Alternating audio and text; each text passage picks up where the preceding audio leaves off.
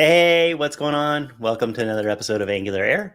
I'm your host, Justin, and on today's episode, we are going to be talking about composition and inheritance.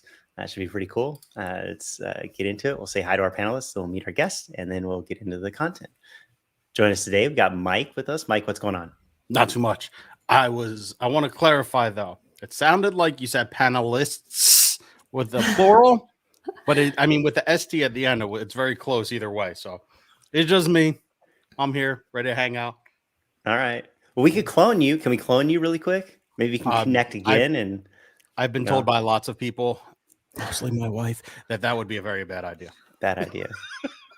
I'm good with one unique mic. I'm good with that. Our guest today is Kate. Kate's joining us once again. How's it going? Hi. Nice to see you guys. Nice to see you again. I believe we had you back like middle of last year. You were here. I think I was. Yeah, I was. Yeah. Yes, I was here before. Awesome. We were talking about the container presentation pattern, I believe. At that point, container right? presenter pattern. I'll bring this up in my talk a little bit. I was going to ask about that, like talking about inheritance and composition. I'm assuming that probably relates to that. So that'll be really cool. Yeah, a little bit. Cool. How have you been? I've been doing great. I miss Alyssa. I want to give her a shout out, and I hope she feels better. Yes, for sure. Alyssa, we miss you fully. She couldn't make it today, but we're thinking about you for sure. Mm-hmm. For sure. I was out sick last week, but I will say that I have not had any physical contact with Alyssa, so it's not my fault. Just want to be clear. Just one of those things. It's like the technical difficulty. We were having technical difficulties today. I was having webcam issues. It was crazy. I don't know. Something in the weather or something, or the day. I don't know. Yeah, it's definitely raining over behind my window. All right. Same. So. Not here, but it rained earlier this week. If that makes an effect, I don't know. Cool. All right. Let's. You want to get into the content? We'll dive right into this. Yeah, let's start. I'm ready. All right.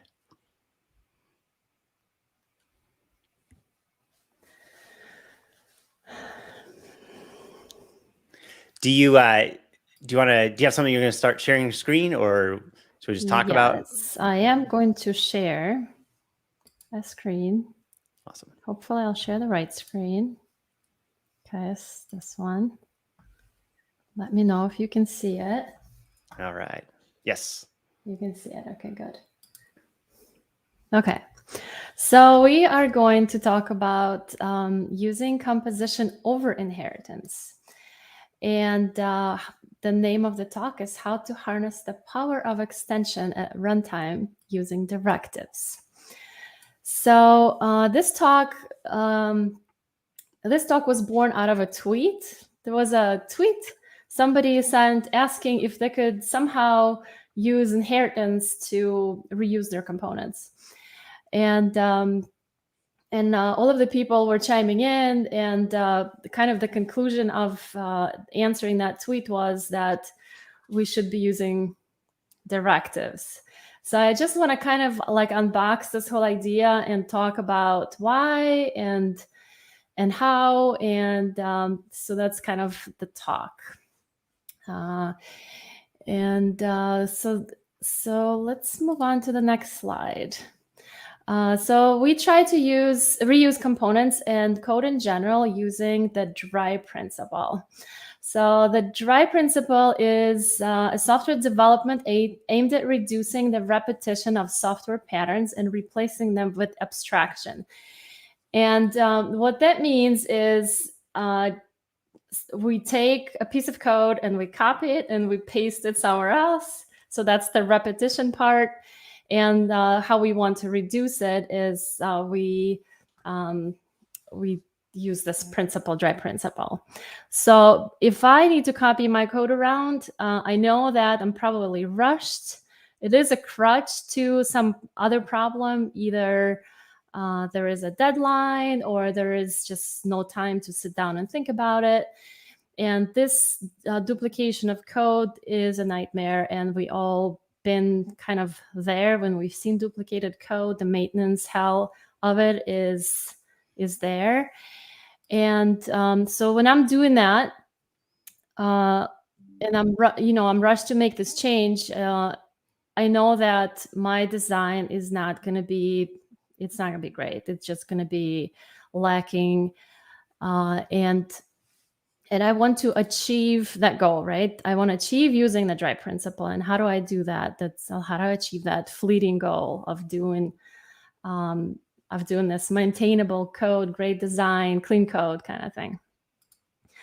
So before I go into my talk, let me just introduce myself. My name is Kate Skye, and I'm a software engineer, a consultant. And I've been using Angular for 5 years, plus a little bit more than 5 years.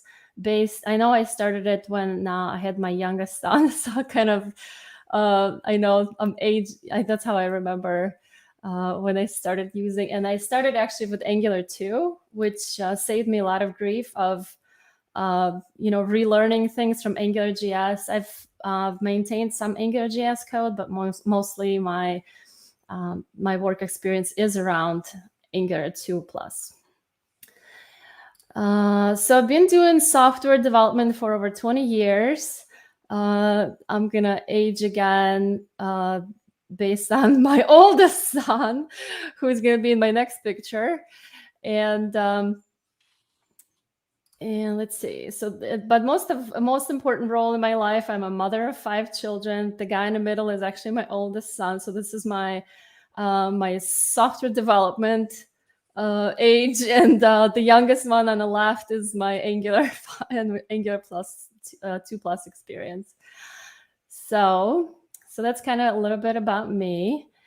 So the goal of this talk is to help understand a programming concept of favoring composition over inheritance.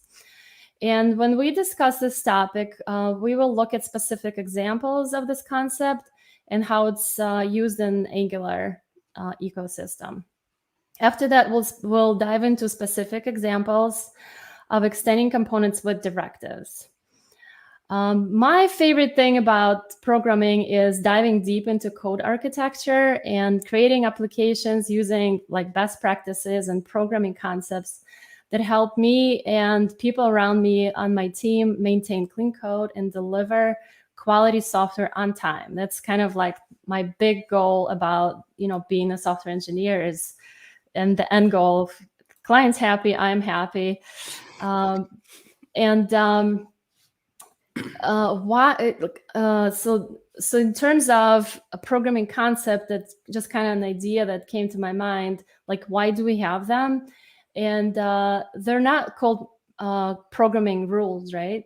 Because rules are meant to be broken. So I think whoever came up with that term was thinking in terms of punctuation. You can write an article or a story without using punctuation, and you can kind of get an idea what the story is about. It might lose some ideas of what you're trying to talk about. It might lose the actual meaning of what you're saying, but you will kind of get it. So the same goes with programming concepts. If you know them and you use them in your everyday life creating software, it's just going to guide you towards the right approaches. And that's kind of why I wanted to talk about the design patterns. And the design patterns actually describe those concepts and how to implement those concepts. And that's why we have design patterns. So when you're going through implementation, like before you actually start implementing a software, you sit down and think about a design, right? And design patterns actually help you kind of point yourself into thinking about how you're going to implement it using the best practices of the concepts, the software, the principles of and the concepts of programming. So at the end, we'll have some examples with code, and we'll run it in Stackblitz. I also have a GitHub in my links So Justin, if you want to share the GitHub, there's also Stackblitz link, I believe. So we'll kind of go through those at the end. All right, so last time on AngularAir, we talked about container presenter pattern, which is kind of like, it's just a description of what I was talking about. I'm not sure if you'll find it in the book somewhere, but we're in there. I kind of explained what the container components were and what the presenter components were. And the presenter components is they usually go into a shared library, and or they like encapsulate some kind of specific logic that that you don't want to put like in the main component, or you want to make your component a little bit smaller. So they're simple components that you can reuse, like for example, like a style text box in this case, or drop down. They're pretty straightforward. You don't really need to do anything special to implement it. You just use a component, and you're good to go. But when you implementing a complex component, something like your main page of a main feature of your application, and you want to have some unique behaviors based on business requirements, you start to think and you come to some interesting conclusions, like, can I maybe write an interface and my components will start implementing this other thing, or something else. Like you're just there trying to think, like, how can you apply your programming concepts to this new thing that you're doing in Angular. And of course, those veterans like you guys, you probably don't think about it anymore. But when you're starting out, you really don't know all the intricacies of Angular, and you struggle sometimes to make a decision. But if you think about in terms of concepts and design patterns, you will understand why we're going this route. So if you are a programmer on Angular Material, for example, or any other framework, reusable components framework, you see it everywhere. You'll see this design pattern kind of applied everywhere there. I was just quickly glancing over the CDK code, and I just could not find one component. Everything is a directive, and it's pretty good indication this is the route we want to go. So in terms of scalable development process, right? We want to achieve that ever-changing application process, and we want to be able to scale. So if there are changes, new features, you want to come in and make your changes without impacting your whole application and creating different bugs just because you have this new thing that you want to add. So I will share some different ways of using Angular directives for composing the components. And the thing about using the directives within components, if you do have that main component and that there's some dynamic behavior, you will see that if you start using directives, it will just be easier for you to make changes, to add on to it, because it's all encapsulated. So if you don't take anything away from this talk, you will always know the difference between component and then directive. I think if you Google Angular questions, you will see it as one of the first questions. So that's a definite promise from me. You will know this from this point on. Good. I got worried. I thought you were going to ask us, and I thought we were going to have to come up with that answer on the fly right now. No, definitely not an interview right now, right? I was ready to answer. I'm sure you were. Yeah, this actually happened to me once. I was doing the presentation at that same talk I did on AngularAir at another meetup, and people started asking me questions, like interview questions. It was an interesting experience. So yeah, so about that last talk about clean code, using container presenter pattern, we we saw all the different ways to that decorator pattern. So let's see. So we talked about container presenter pattern, and today we will talk about the decorator pattern and all the different ways it's used in Angular. Decorator pattern.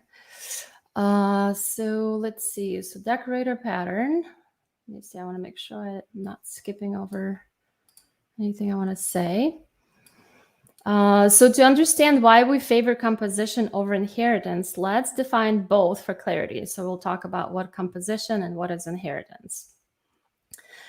So inheritance is a programming concept again, and it's one of the classes derived methods and properties of another class or classes. In TypeScript, we have interfaces that help us address consistency and validation of types, sort of like a contract that you set up between classes that a child will implement whatever the parent is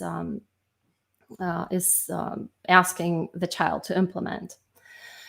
So inheritance is often called is a relationship in quotes between parent and child classes. It is a valid concept that is very useful when nothing will change in terms of behavior of the class, and you actually want to keep that contract obligation between a child and a parent. So, but if you do have something dynamic that's going to change, or you have state changes or user interactions and different things from the back end, and you use inheritance, it's just going to introduce bugs, and it's just going to be hard. I want to give you credit. It took me probably, I hate to admit this, probably a good 2 semesters in college to understand inheritance, polymorphism, and all of that. To see it summed up so accurately with 3 letters and a space is frustrating from the learning time that it took me to get my head around everything to just is a but it's so accurate. It absolutely describes what inheritance is. And I apologize, that's my garage door opener below me. Well, thank you so much. That's a compliment for sure. So yeah, so inheritance is a little bit different to understand, because it has like it's kind of an abstraction, right? So it's difficult. But composition, on the other hand, is easy.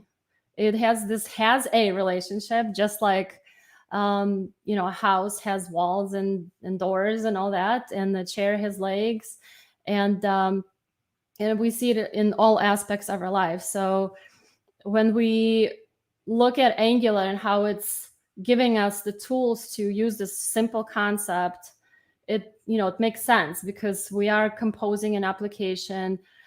In the background, we have the building blocks, and it's also composition of like a module. It contains components and contains directives and pipes and all of the services. So that's kind of that's composition as well, but it's in setting up the whole framework. So like I said, so inheritance is more of an abstraction. We can't touch it per se, but the purpose of composition is obvious. You make whole out of parts. Okay, so now we come to the point of implementing Angular application, and we make our Angular application out of components. Because when we think about components, it's a visual piece of code, right? Just like a paragraph in HTML or div, like we know we're going to see it. So it's easy to grasp. And Angular has a prescribed method of composing components. Last time I'm going back to my previous talk on clean code, container presenter. We saw a big page with all the different HTML divs and all that, and we kind of took that apart and we created small components. That was our container component, and then we made small ones, presenter components. So that was one way of breaking down big components and make small reusable parts. But today we will talk about a decorator pattern. So decorator pattern attaches additional responsibilities to an object dynamically. Decorators provide a flexible alternative to subclassing to extend functionality. So the reason I want to actually read this out loud, because when you see the definition of directives and a couple of slides down, you'll see how similar this is. So we might think that we can somehow use inheritance when we look at our class, right? This is our component. App components created automatically with a CLI. But how can we use inheritance here? You can't inherit from a class. It's got to be an interface, right? So, like, for example, in this example, we have implements on ng-init. What this means is on ng-init is an interface, and the class can implement that interface. And that's that contract. We're promising this interface on init that we're going to have a method called ng-on-init. And right now it's not implemented. It'll actually throw an error. I didn't even see it. Anyways. So if you look under the hood of Angular core, you will see that if you control click on top of this, on top of your Angular component at add component, it's kind of highlighted on line 7 there, you actually come to a couple of declarations of component. And one of them, and actually the very first one is a decorator. And if you see, it implements component decorator. And if you keep digging down into that interface, you will see it's actually a function, because that's what decorators are. And that's a perfect example of composition, using composition in Angular with the components, right? So our component has a decorator, and it's a function, and it does something special to our class. Decorators is, it's not an Angular specific thing, it's a TypeScript specific thing. And it's an actual function, and it augments the class or performs operation over its members. Because like at sign input or output, that's actually a property, and it's also a decorator under the hood. If that makes sense. Did that make sense? Okay, cool. All right, so the second declaration that we see here is a component is an interface and it extends a directive. And this is actually our inheritance example, because directive in this case is an interface and component extends a directive. Which means that we're seeing this inheritance, and with inheritance, just like with people, like children inherit from parents some traits, same thing, component is a directive. So this is actually going to be our proof about our interview question, that components are nothing but directives with something extra. And what that something extra is going to be in my next slide, because after we do Angular CLI generate commands for C is short for components, D short for directives, you actually see there are extra files with our component. We have 3 files for component and 1 file for directive.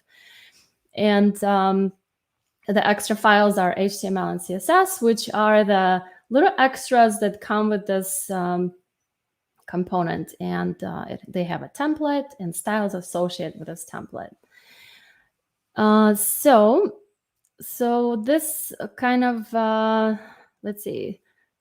So now that we know that our component is a class, we know that we cannot inherit from a class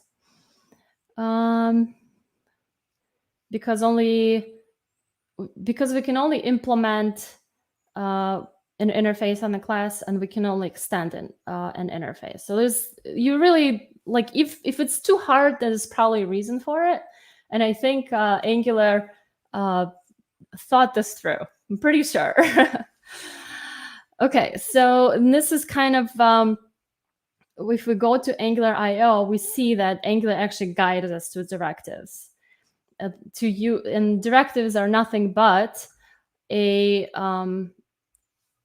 kind of interpretation of our decorator pattern. Because if we kind of go back to it, it's very similar to this description. Directives are classes that add additional behavior to elements in your Angular application. Decorator just talks in general terms. All right, so I think we are on the right track, right? We want to use directives. So we will start composing our complex component with directives. And Angular gives us some out-of-the-box structural directives. And those are the three that I was able to find in, go ahead, in the documentation. And what structured directives do is they change the DOM by either removing or adding elements to it. And you'll see them, they're marked with like a star. You use ngIf or ngFor for loops or ngSwitch for like multi-step. Okay, so demo and code. I hope I didn't go too fast, but we are going to switch to our Stackblitz. Let's see. And okay, no, that's not it. Sorry about that. Okay, I just want to drag this window over here. All right, it's there. Good. What else? Okay, good. All right, so here's our first example. We're going to kind of dive into the code. I have some things commented out, just so I'll comment them once we go through this. So in our first example, okay, before I go to that, you guys have any questions? I do not. I just have a favor to ask. Mm-hmm. Can you zoom in a bit to make the font bigger? Yeah. Yeah, my screen is huge. So. Yeah. Yes. That's good on my side. Okay, cool. All right, close console. All right, so you see this little badge over here? So this is going to be an example of a structural directive to create a dynamic text. So this is a dynamic text. We might be getting it from like a database based on a logged in user.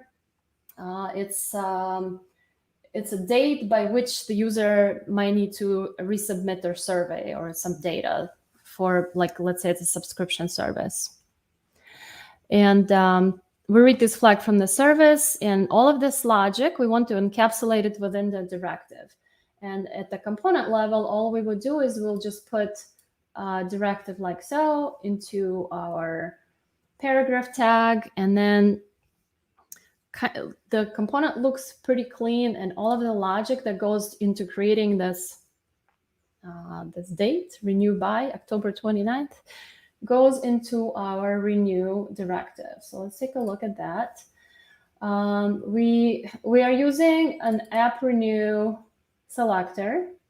Pretty straightforward. We, as usual, we have an element ref. Sorry, I'm looking over there. I'm looking over here.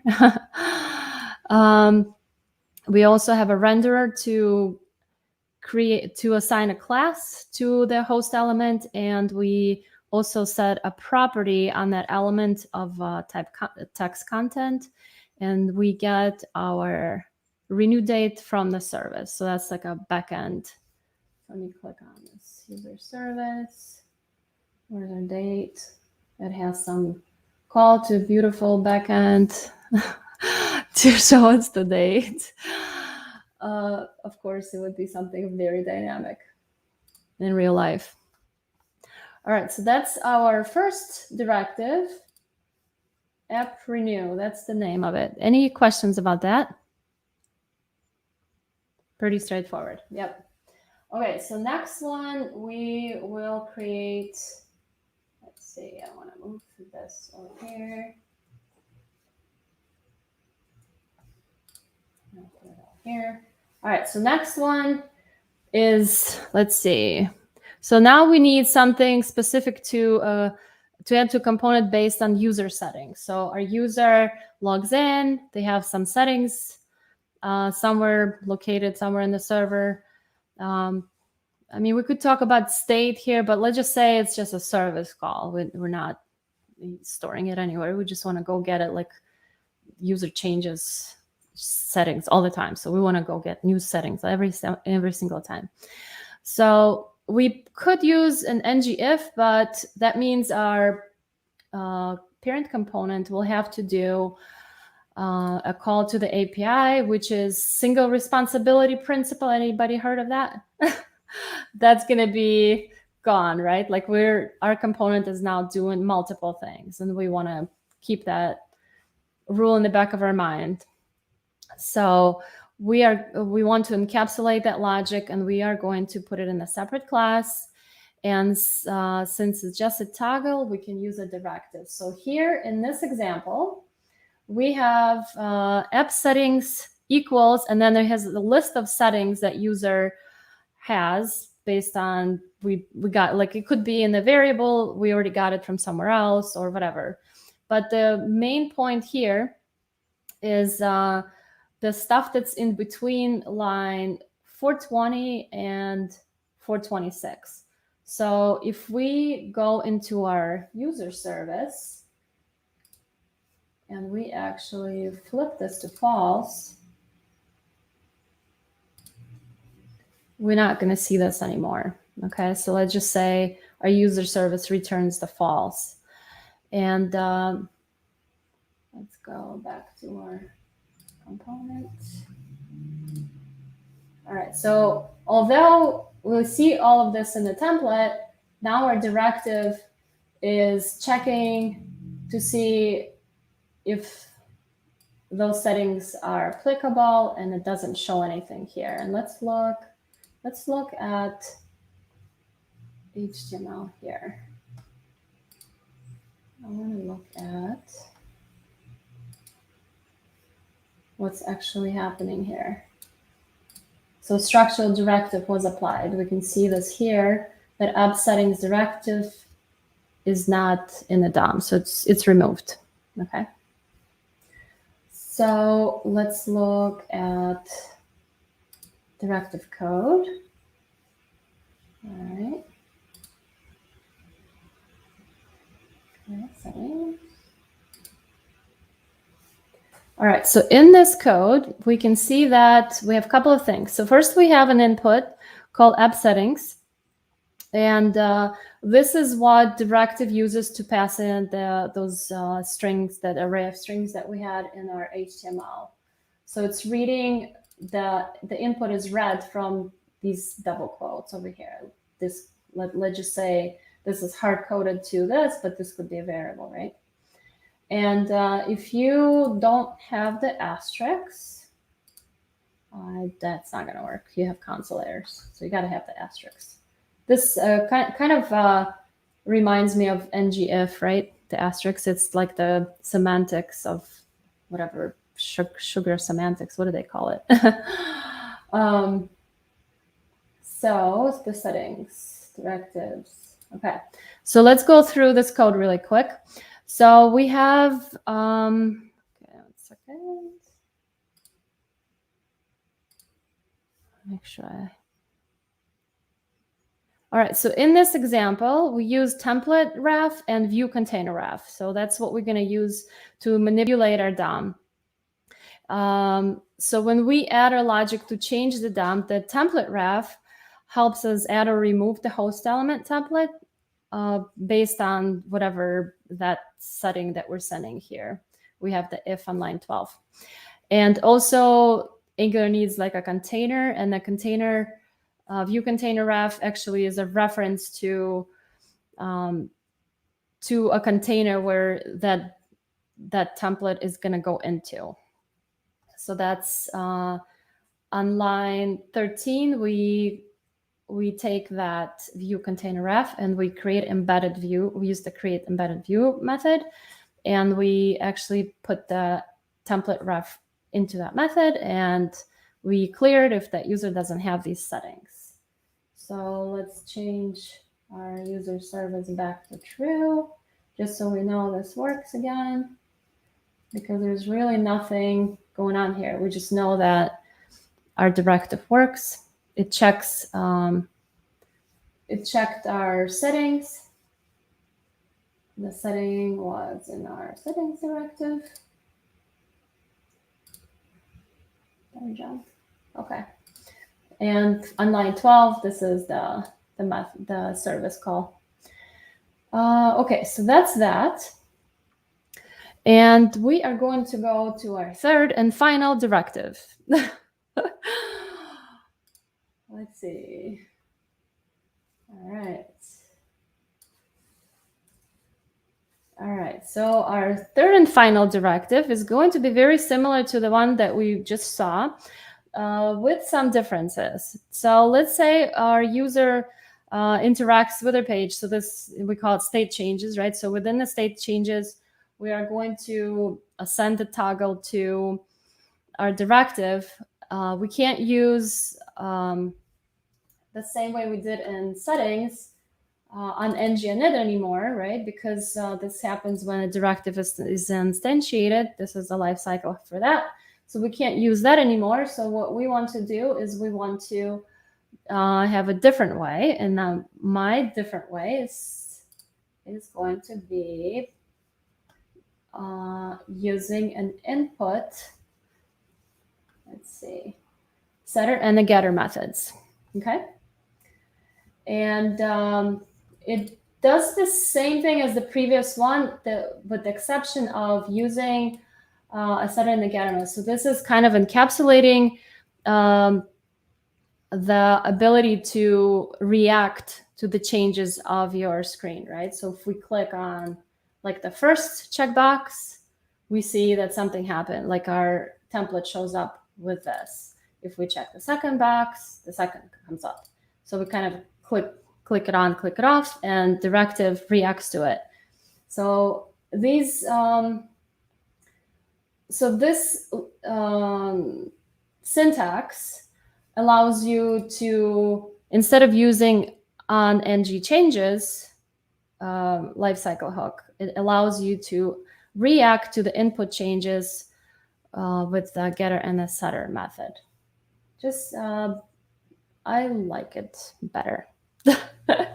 And I use it in components all the time, actually. I've made that transition from the changes life hook to this, because if I use RxJS, in the streams and everything, it's smooth because you can kind of subscribe to the changes of that input, and you can kind of send the streams of data around. So I want to have a quick note about my last example. So the getter methods and the setter methods, they in TypeScript, they control the access to the properties of a class. It's something that I've known a long time from C#, but I just never used it in Angular until somebody showed me to use it, and it's really, really powerful. And another name for it is an Accessor Mutator, just another name for it, kind of I'm not sure if it's a principle or a design pattern, maybe just like a description of it. Okay. All right, so I think that's all for my directives. Any questions before I switch over from the code? So we had a question earlier in the chat about how a directive is going to be able to do styles, right, to a component. And I think you showed some of that in that first directive, right, where you actually got the the render and you applied it there. Yeah, so that's a class, right? You can do like a class. You can actually, there's much more in terms of styling. You can do actually adding styles. You can do like be really specific, not just like adding a class. Because right now my Renew class is located in app component CSS, I think. Yeah. But you can actually create every single property inside the directive if you wanted to. Not the best approach, probably, because then it's kind of fragile if you want to make changes, right? So the directive doesn't have a way to do style sheets like we do in a component, like where we reference a a CSS file or a Sass file. Our directive decorator doesn't support that, right? So you have to hit the renderer. You can also, I believe, use host binding, the host binding decorator inside of your directive to apply classes and apply styles without using the renderer as well from the directive. But ultimately, your directive code has to have code that manipulates the styles rather than a file. I don't know if that was the actual question that the person was asking in the chat, but yeah. No, that's actually well put. Yeah. Yeah. So it's like you have to use code, like you said. There's nobody is going to help you to style HTML within the directive. It's all on you. Like you showed, you can get the element ref, you can get the container ref, you can get the renderer. So you have you can get all the pieces you need to manage it as you need to manage it. But yep, that's cool. Okay, so let's see. So in those examples, I hope I demonstrated when you plan your container components, remember the container presenter. So container is like your main page.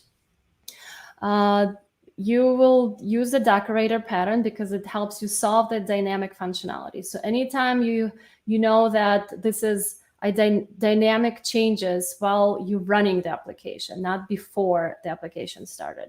So there's compile time changes and there's runtime changes. We're talking about runtime changes. Something's going to change, either user interaction, data changes, something like that. Well, you want to go to the decorator pattern and use the directives to encapsulate any changes that you might have in the DOM, okay?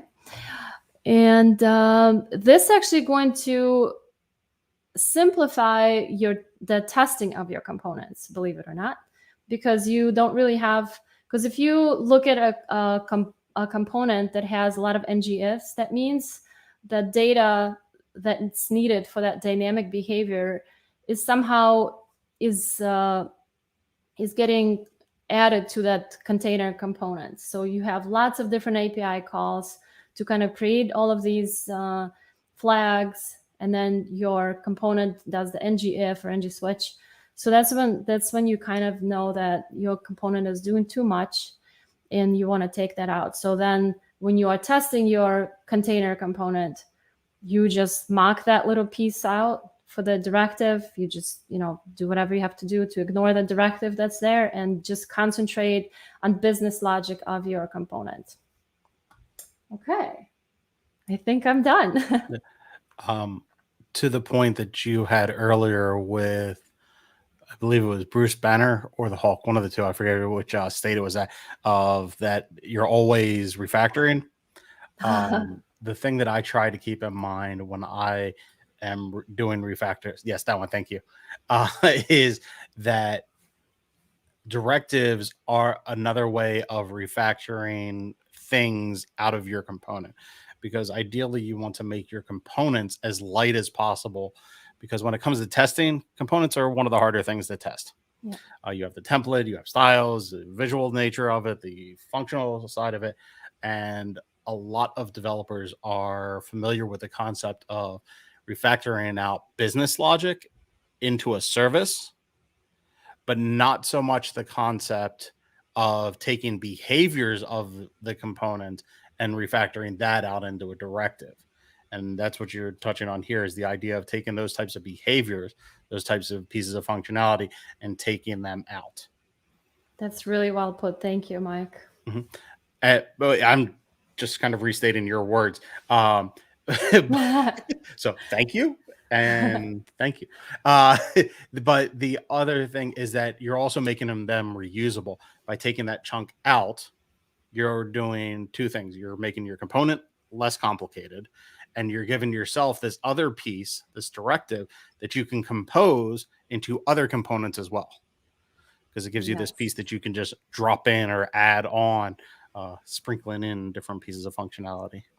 Exactly, because most of the time we think like, oh, I need to create a reusable component, but then you look at your template, there's not much going on, or you're just using an input where maybe it's it's just it's a directive. Maybe it's not a full-on component. Yeah. So yeah, that's behavior. Keeping it on the back of your mind that behavior equals directive really, really helped me out. Yeah. I also think that the idea of when you say that you want to be able to create reusable components, stop yourself. You want to be able to create reusable things. Don't limit yourself to just reusable components, but reusable different pieces that you can, to Hans' point in the chat, he said compose or reuse, that you can compose, therefore get them reused out of your composable items. So I guess to answer your question, whether or not it's compose or reuse, it's really both. Yeah. Yep. Yeah, it's that thought process going into it, right? That you kind of got to assess. I mean, when we talk about the using a directive over a component, right? And do we need to have a reusable component? Another thing that comes into play is what I like to call the component tax, and it's like understanding what the cost is for doing business as a component versus a directive.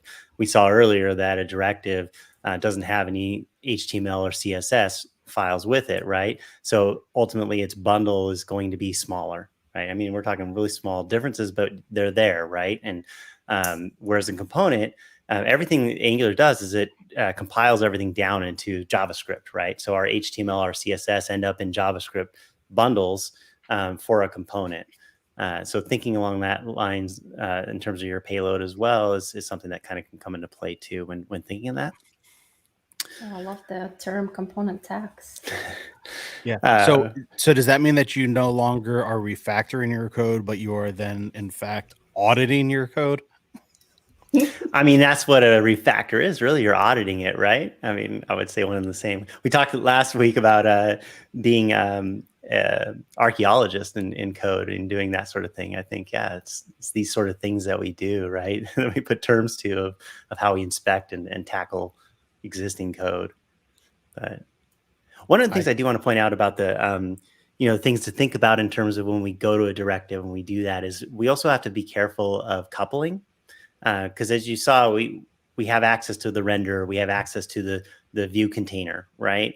We want to be cognizant of the fact that like it could be easy for us to write a directive that then targets and works with like specific DOM elements, right? Like this H1 tag or this P tag, but then that couples that directive to how it's used, whatever component you put it on, because that component has to have its internals has to have like an H1 tag, right, for that to work. So just always kind of be aware of that, of like what distance do you go with what your directive is manipulating. And maybe a good kind of thought process is, if you're touching and manipulating a lot of DOM or CSS, that's kind of a flag to say, does the directive make sense there or whatnot? Yep.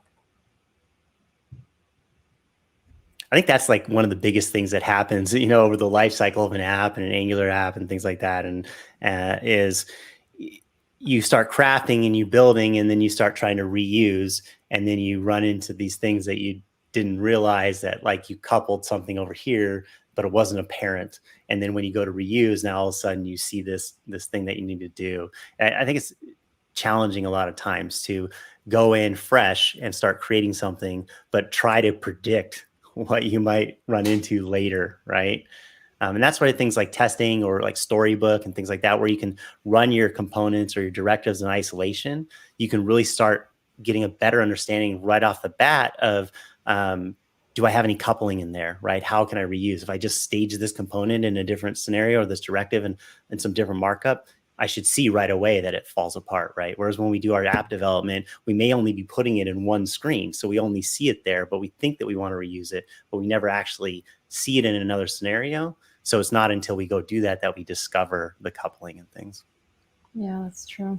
Yeah, I think I just had something very similar where I had two components that somebody said, like, they're really not two components. They have to be like one component. And it just has to be like a different behavior kind of thing. Like it's either a view mode or an edit mode. And it took my brain a little bit to process, like, how do I deal with it? And yeah, it's not always easy, especially when you have huge business logic and all kinds of different things to go along with the code that you need to refactor, but at least one little step towards that reusability and that maintenance nightmare helps. Yeah, for sure, for sure. It's interesting. You talked about earlier about the CDK and only having directives in it, right? That's always blown my mind, kind of that fact that like the Angular platform code, and I haven't looked at it recently, so maybe there's something in there, but in the past I've looked at it and there's no components, right?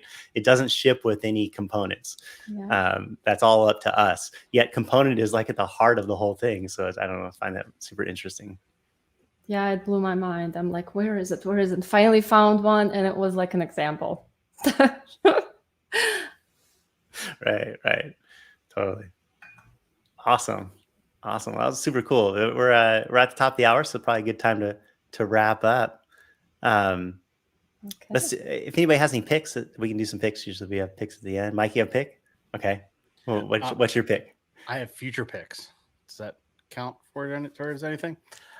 Sure. My two future picks are things that are coming out soon for your viewing pleasure. One trailer just dropped for season, I think it dropped today, season 2 of The Witcher. Comes out mid-December. I want to say the 17th. And the other is we are about 9 days, so a little over a week away from the start of the new season of Dexter. And that was one of those shows that I fell in love with a long time ago and watched every episode more than once. But new season is coming out, hopefully rectifying some of the wrongs of the end of the first run. So is that like a pseudo reboot? Like, did it end and now they're like continuing it? Is it a sequel? What is the deal on that? It's a continuation. They're not throwing away what the end was, but they are picking it up sometime in the future. So. Interesting. Yes. Awesome. That's what I got. I think I have a pick. Give me 1 second here. I think it's called Full Story. So Austin was on last week. He mentioned this thing called Full Story. Checking out, and I don't have a link to it, but I'll try and describe it here. It's called Full Story. I think all one word, but it gives you insights on app and how users are using your app, and it has all this wild information that you can see at real time of users traversing and using your app and hitting errors and things like that. Pretty cool service. So Full Story, check it out. That's my pick. Kate, do you have any picks that you want to share? Totally optional. Yeah, it actually what you just described sounds a lot like LogRocket, which is Redux plugin. That was something I've used before, and I wish I could use it again. It's kind of cool actually, because if you use NGRX, it does show you a lot of things about user interaction with your app. Man, that's a good reminder. I'm gonna look at Full Story too. Thank you for that. Cool. Yeah, check it out. And I feel like it's at fullstory.com. Mm-hmm. Fullstory.com. Yeah. Thanks. Nice. All right. Well, Kate, thanks so much once again for sharing your time and sharing your knowledge. Really appreciate you coming on and educating on all this stuff. Thank you. Thank you, guys. Thank you for having me. It's nice being here again. Always great to have you back. Until next time. All right. Take care, everyone. That's a wrap. Thanks. Bye.